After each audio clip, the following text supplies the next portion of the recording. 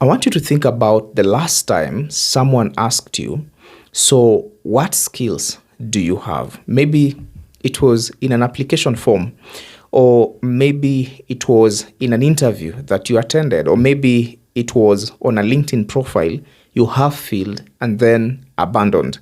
And I want you to think about what you wrote or what you said when that question was asked. Now, for most medical graduates, the answer to that question is some version of this, and it could relate to any or most of the following. I have clinical skills, or I can take history, examine a patient, interpret results, and then almost apologetically, you'll hear something like this, but I don't have much real experience yet, or I'm just a student, or I'm still early in my career. Now, you could relate to any of this as I mentioned before. I want you to stop right there where you are, because that answer or any of those answers that I've listed, or any of those answers that I've listed, I'm just a student, is costing you more than you could ever imagine. Not because it's dishonest, not at all, but because it is breathtakingly incomplete. And you have spent years. One of the things you have to be cognizant of or about is that you've spent years in one of the most demanding training environments that exist anywhere in the world. And in that process, the process of training, you've built a set of skills that most people in most careers will never develop. That is something you should be proud of. You just don't know how to see those skills or even name them, or even talk about them. And today we are going to fix that. Welcome back to After the Campus series. We are 4 episodes into a 20-episode series built specifically for medical students, pre-interns, and also early career health professionals. So if you are just joining us, please feel very much welcome. You can find episodes 1 through 3 in the After Campus playlist linked below. And I will encourage you to start from the beginning. But this episode also works as a standalone, so don't feel lost. So here is where we've been so far.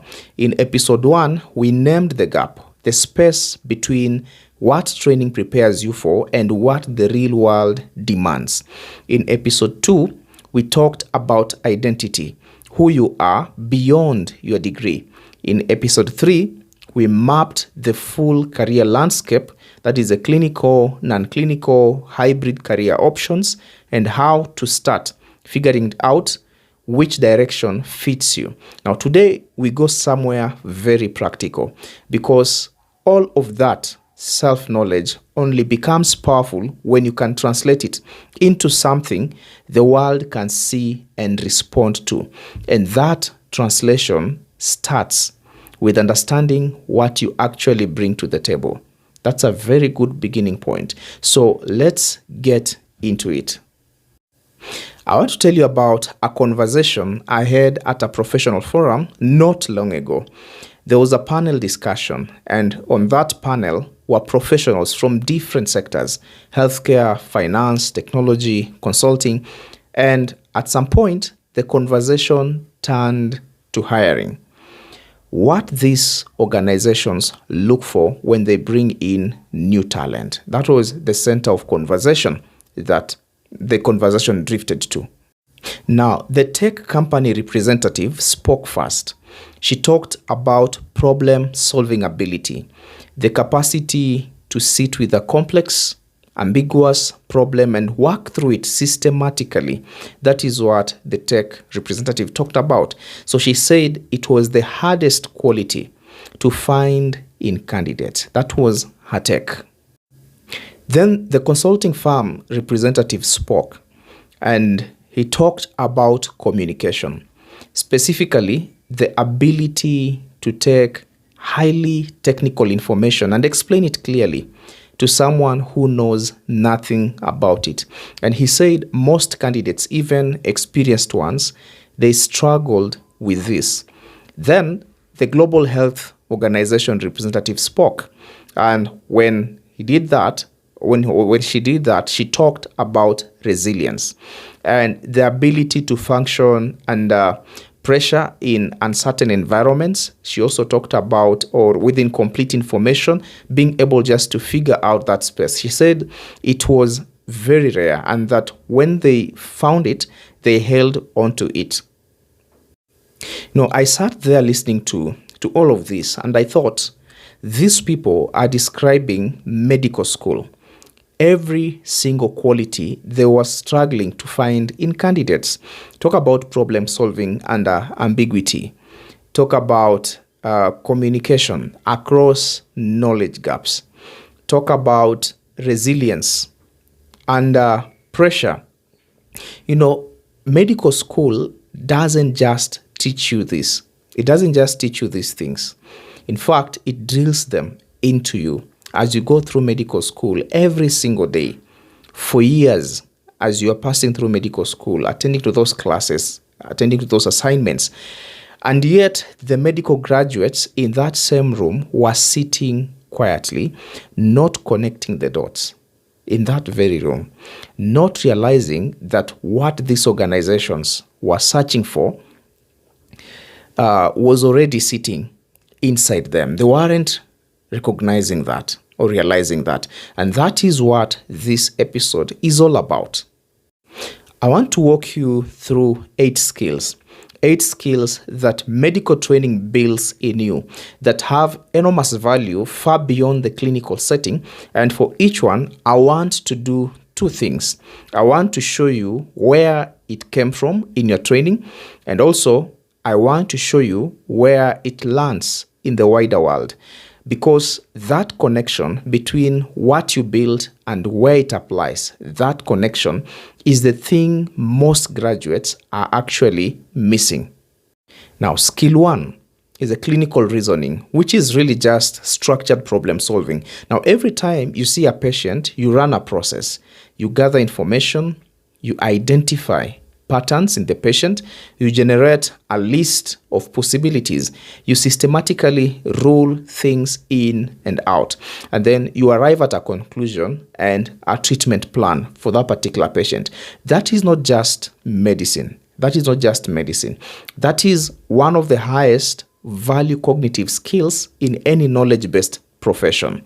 Now, consultants are paid enormous amounts of money to do exactly this for organizations. If you didn't know that, they do that. Now, policy analysts do this for governments and organizations. Researchers do this for institutions. Now, the framework is the same. They use the same framework. It's only that the domain changes. Now, your ability to think through a complex problem in a structured, disciplined way, without panicking, without guessing, without skipping steps. That is not common. It's not common. You may think it's common, but it is not common. And it is worth far more than you're currently giving yourself credit for. Now, skill 2 is a communication across a knowledge gap. Now, think about what you do every time you explain diagnosis to a patient, or counsel someone on a medication, or explain a procedure to a family member who has never been inside a hospital before. You are taking information that lives at one level of complexity, and then you are translating it accurately, compassionately, in real time for someone who has none of your background. They don't know anything about medicine.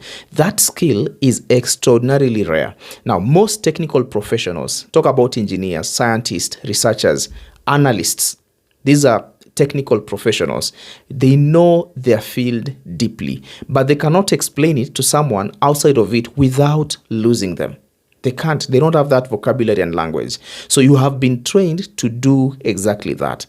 And you're doing it under pressure, often in the most emotionally charged circumstances that you can ever imagine. That is what you've been trained to do. In medical writing, health communication, patient education, public health campaigns, talk about health journalism. This skill is the entire job. If you didn't know, I hope you're picking the point. This skill is the entire job, and you have been building it since your first clinical rotation. Skill 3 is performing under pressure. And I want you to think about what a clinical emergency actually demands of you. A patient is deteriorating. The environment is quite loud, as you know it. Information is incomplete, of course, and time is short. The clock is ticking. And in that moment, you're expected to think clearly as a clinician, to prioritize. You're expected to prioritize. You're expected to act. You're expected to communicate with your team in that very moment and that very environment. You're also expected to make decisions that actually matter. Now, most people in most professions will never be tested like that. And I don't say that to romanticize what you do. I say it because that experience builds something in you that cannot be taught in a classroom. And it builds the capacity to function when the stakes are high and the conditions are imperfect. Now, that capacity is what crisis management professionals spend years trying to develop. It is what project managers in high-stakes environments are expected to demonstrate. Now, it is what leaders are looked for when things go wrong. That particular skill. And, you have it because your training gave you no choice but to develop it. That is what medical school did. Skill 4 is attention to detail as a discipline, not just a personality trait. Medicine does not allow sloppiness. A decimal point in the wrong place or a drug interaction that is missed, a result that is misread, the consequences are very real. You're dealing with human life and not just machines. And any slight error means life and death. And so from your very first years of training, you are conditioned to check. You're conditioned to verify. You're conditioned not to assume, to go back and look again. That's how you're conditioned from the very first years of your training. And that discipline, that habitual precision is one of the most valued qualities in research, is one of the most valued qualities in regulatory affairs, in quality assurance, in data analysis, in pharmaceutical development. Now, organizations build entire quality control systems trying to create a culture of attention to detail. They do that. And in some organizations, you've heard about the QMS department. So you walk in with that culture already embedded in how you think as a medical professional. Skill 5 is empathy as a professional competency. Now, empathy sounds soft, and in many professional contexts, it gets dismissed as a personality trait rather than a skill. And let me reframe it for you so that you get to understand it better. What empathy actually means in a professional context is this: the ability to understand what another person is experiencing. That, in summary, gives a definition to empathy, and to respond in a way that serves them, not just in the moment, but in the long term. That is not soft. That is one of the most difficult and most valuable things a professional can do. Now, in health policy, understanding the lived experience of the communities you are designing systems for is the difference between policy that works and policy that fails. Now, in global health, cultural empathy is what determines whether an intervention succeeds or an intervention collapses. That is in global health. And in health technology, understanding the end user's experience is the foundation of good product design. If you're designing a product and you don't have a picture of the end user's experience, then you might be designing a product that is likely to fail. Now, in any leadership role, the ability to understand your team's experience and respond to it wisely is what separates good managers from great ones. Your training has been building this competency over time, or every time it put you in front of a patient. That is skill number 5. Now, skill number 6 is the ethical reasoning. Ethical reasoning. Now, medical school, whatever its other gaps, it takes ethics seriously. So you have sat through lectures and case discussions about competing values, about patient autonomy versus clinical judgment, about resource allocation, all that, about truth-telling, especially in difficult circumstances, about what the right thing to do is when the right thing is genuinely unclear. Now, that kind of reasoning, the ability to navigate situations where the answer is not obvious, where values are in conflict, where multiple stakeholders have legitimate but competing interests, is in enormous demand. That particular skill is in enormous demand. Talk about in health policy, in pharmaceutical regulation. Look at in biotech and health technology, in hospital administration and health systems management. All of this require that skill. Now, the professionals who can think ethically, not just legally, two different things. Ethically and legally, two different things. Not just procedurally, but genuinely ethically, are very rare to find. Such kind of professionals are very rare to find. And you just have been trained exactly in that particular competency. Skill number 7 is working in a team in the hardest of conditions that you can imagine. Now, healthcare is relentlessly team-based. That is healthcare. There is no single showmanship in healthcare. And it is not team-based in the way that a corporate office might be. Of course, it's team-based under pressure and team-based with high stakes, team-based across disciplines where everyone has a different training background, a different hierarchy, a different way of thinking.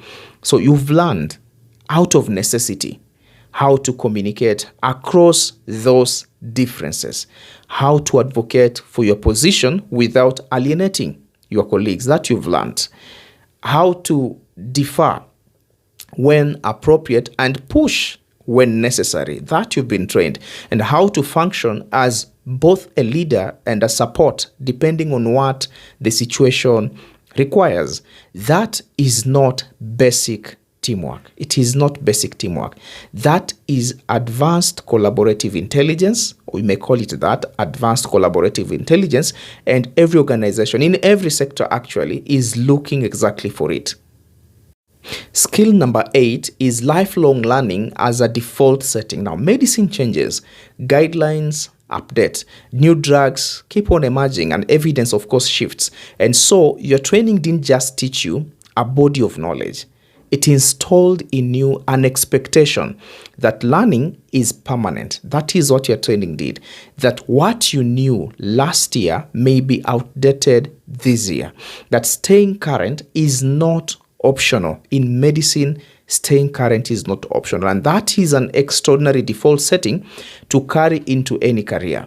Now, in a world where industries are being transformed by technology at a pace nobody can fully keep up with. Of course, you've been seeing AI popping up every now and then. The professional who knows how to learn, who is comfortable saying, I don't know this yet, but I will, is the professional who survives every disruption. You won't be worried about technology. You have been living that mindset for years through medical school, your early years of practice. You've been living that mindset. So if you have all of these skills, why don't you know it? Why do so many medical graduates walk into a room and undersell themselves? Quite interesting. And why does I'm just a student come so naturally? I think there are 3 reasons that could explain this, and I will quickly go through the 3 reasons. First, you only see the clinical label. When you think about what you learned in training, when you think in clinical terms, I learned to diagnose, could be a statement that you like using, or I learned to prescribe, or I learned to manage a ward round. And those things, they are true. I don't refute them. Those things are true. But they are the surface layer of your practice. Underneath each of those things is a transferable skill that you can actually put a finger to. Talk about problem solving, communication, talk about leadership, precision. And all this exists independently of the clinical context. The mistake is stopping at the surface. When you stop at the surface, that's a mistake. The skill lives underneath the surface. Secondly, you compare yourself upward and not outward. Now, inside the medical world, you always feel junior. There is always someone more experienced, a senior registrar who knows more than you know, a consultant who has seen more than you have. And so you calibrate your sense of your own competence against those people. And you feel small, of course. What else do you expect? But when you compare yourself outward across to other industries, other professionals, the picture changes almost completely. A fresh medical graduate walking into a room of business professionals, policy analysts, or communication specialists, if that describes you, he has cognitive skills that most of those people will never develop because of the training that he or she has undergone. So you just can't see it because you've spent your whole training looking up and comparing yourself up. Thirdly, nobody taught you the translation. Now, your lecturers were clinicians. Their job was to make you a clinician. That is what they're paid to do, to make you a clinician. Now, nobody sat you down and said, let me show you how clinical reasoning maps onto consulting. Nobody sat you down and showed you that. Or let me show you how patient communication maps onto health writing. Or let me show you how emergency medicine maps onto crisis management. Now, that translation was never done for you. And so you graduated with the skills, but without the language to articulate them. And in a job market, the language matters as much as the skill. The language matters as much as the skill. So how do you fix this then? How do you go from I'm just a student to someone who walks into a room knowing what they bring? How do you make the transition? Now, 3 steps that I'll share with you, and please make sure to follow through in implementing them. 3 steps that I'll share with you. Step 1, audit your skills. On paper, right now, take a piece of paper and audit your skills. I want you to take a piece of paper, just a plain piece of paper, an A4, whichever size, or open a new note on your phone, or could be your notebook, and write down every significant thing you did in your training. Talk about clinical rotations, research projects, study groups you led, presentations you gave, community outreach, patient education sessions that you conducted, or any leadership roles in student associations. Write down everything. Then, next to each item, I want you to write the understanding or underlying skill that particular item built in you, not the clinical label, the underlying skill. For example, if you led a study group, it could be facilitation. That is the underlying skill. Teaching, leadership, communication. Those are the underlying skills. If you managed a patient in a busy emergency setting, the skills could be crisis management, decision making under pressure, or prioritization. If you wrote a research proposal, the underlying skills could be analytical thinking, scientific writing, project planning. Now, do this for every item on your list. Do it for every item on your list. And then look at what you have. I promise you, it will surprise you. I promise you, it will surprise you. Step 2, start talking about your skills in non-clinical language. That is step 2. Now, this one takes lots of practice, but it is essential for you to do that. When you are speaking to a clinical audience, use clinical language. When you are speaking to a non-clinical audience, translate. Do not use clinical language, but translate. Don't say, I managed complicated patients in a tertiary setting. Say, instead, I made high-stakes decisions in time-pressured environments with incomplete information. Don't say, I counseled patients on their medication regimens. That is clinical. Instead, when you're in a clinical setting, say, I communicated complex technical information clearly to a non-specialist audience. Now, same experience, but different language. And the second version lands in a completely different way in rooms outside of medicine. That is step 2. Now, step 3, start documenting your skills publicly. Now, this is where LinkedIn becomes important. And we will have a full episode on LinkedIn in in a later episode in this series, in the 20-part series, but I want to plant this seed right now. Your profile, your posts, the way you describe yourself online, these are opportunities to translate your skills into language that the world outside medicine can see and respond to. It's a very good opportunity. Now, every time you share something you learned, every time you reflect on a challenge you navigated, every time you articulate an insight from your training, every time you do that, you are building a body of evidence that you are more than a clinical title. You are a thinker. That is what you're building. A communicator. That is what you're building. A problem solver. A professional with range. That is what you're building. And that evidence compounds over time. It compounds over time to build your reputation. Now, I want to be honest about something. The first time I had to present myself outside of a purely clinical context, when I did that, I undersold myself badly at that. I defaulted to my titles when I did that. My qualifications, I flaunted them. My clinical experience, of course, and I watched the room stay politely engaged, of course, but not as energized, not leaning in to listen more or picking interest in what I was saying. Now, the shift happened when someone pulled me aside after a presentation and said, "You kept telling us what you studied, but you never told us how you think." That is a statement that the individual who pulled me aside made. And that feedback landed like cold water because she was right. I had all of these capabilities through my training, serving in student associations and all that, built over years of demanding training, of course, and the opportunities I got to serve.